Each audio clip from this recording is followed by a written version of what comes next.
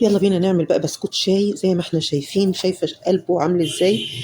هوا كده، انت شايلة هوا، هو هش ودايب دوب كده، طعمه تحفة. يلا بينا نعرف السر كله في معلقة هقول لكم عليها دلوقتي واحنا شغالين. اول حاجة عندي ربع كيلو من الزبدة بدرجة حرارة الغرفة، حطيت عليها كوباية من السكر البودر، حطيت عليها ربع كوباية من الزيت النباتي، وببتدي اضربهم بالمضرب، هضربهم لغاية ما يبقى قوامهم كريمي وهش وخفيف. دي اول حاجة من عوامل ان البسكوت بتاعك يبقى هش كده وناعم وخفيف، انك تضربيه لغايه ما يبقى زي الكريمه كده، السكر مع الزبده. ضربنا السكر مع الزبده زي ما احنا شايفين.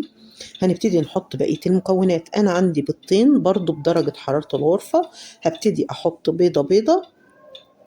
ادي البيضه الاولانيه، وابتدي هضربها بالمضرب لغايه ما تختفي تماما.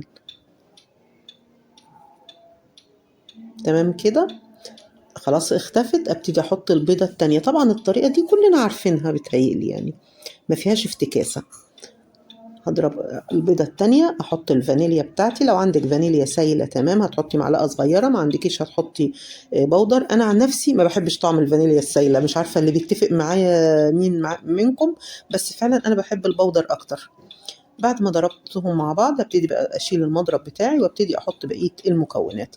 انا عندي هنا معلقتين من اللبن البودر حطيتهم، لو ما عندكيش عادي تستغني عنهم. حطيت كوبايه من الكاستر او النشا، وكوبايتين من الدقيق، وربع كوبايه من ربع معلقه سوري من البيكنج باودر، ومعلقه صغيره من النشادر. دي الحاجات اللي انا حطيتها، انا بجري الفيديو معلش عشان ما اطولش عليكم. معلقه النشادر الصغيره دي هي اللي بتوديهولك في حتة تانية خالص، تخليه هش كده وفاضي وجميل من جوه. وبتحوالي ربع معلقة أو بالكتير نص معلقة من البيكنج باودر. أنا كنت حاطة كوباية من النشا أو الكاستر، وحاطة كوبايتين من الدقيق. طبعا كوبايتين الدقيق قليل، أنا بحط الدقيق شوية شوية. هو خد مني حوالي 3 كوبايات ونص من الدقيق، غير كوباية الكاستر أو النشا. الكاستر طبعا بيبقى أحلى، وهو اللي عاطي اللون الأصفر الجميل ده.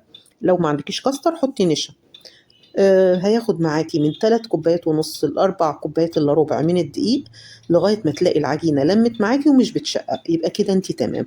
ابتدي بقى اشكل باي شكل عندك. انت ممكن تشكليه بكوبايه، ممكن تشكليه بالقطاعة بتاعت البيتزا المشرشرة دي، أي شكل عندك شكليه. في الوقت ده أنا بسخن الفرن بتاعي على درجة حرارة 160 170 على حسب الفرن بتاعك.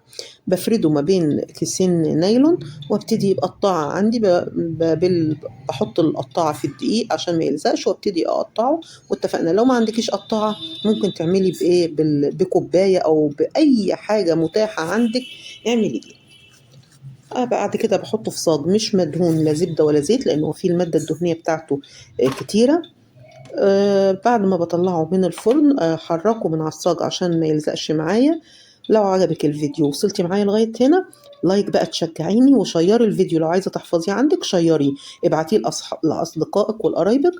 شايفة البسكوتة هشة ازاي؟ شايفة ظهر البسكوتة، الخرفشة اللي في ظهر البسكوتة دي معناها ان البسكوتة خفيفة وهشة وطعمها خطير.